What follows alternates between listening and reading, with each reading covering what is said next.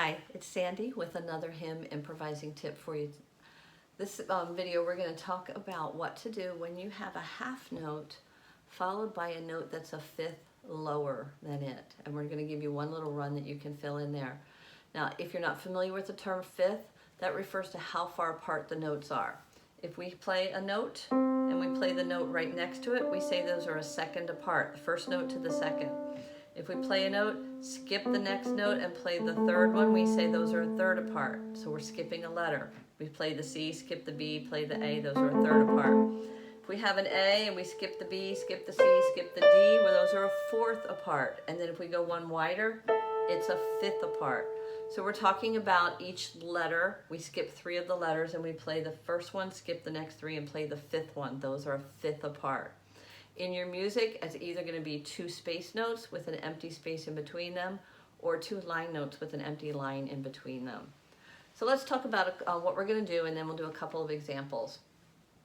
What we do with this is you play the original note, and then the next note is below it. So we're going to start our run going up two notes, coming back down to the original, and then continuing until we land on that note that is the next note in our song.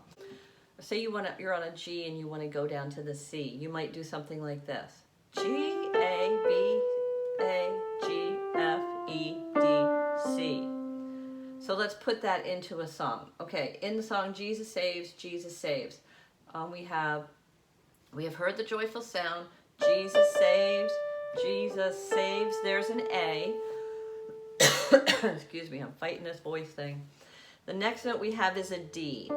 Spread the tidings, and that is a fifth. We're skipping the G, the F, and the E. So what you can do there is Jesus saves, Jesus, here it comes, saves, spread the tide. Now, in real life, it might be something like, okay, it's going to be kind of fast. So you want to practice it slowly until you get comfortable with it, and let it speed up as you get comfortable with it. So another song that we find this in is Glorious Things of Thee Are Spoken. This is a song my church doesn't use much, but it's one that's in our canon of hymns, so we can use this. Glorious Things of Thee Are Spoken, Zion City of our God, ends on a C. The next line, He whose word goes to an F. C down to F is a fifth. If we're going down from C to F, it's a fifth. So with our run, when we're going down, we go up first and then we come down. So we have Zion, city of our God, He whose word. Okay, you got that? Let me try that on real time now.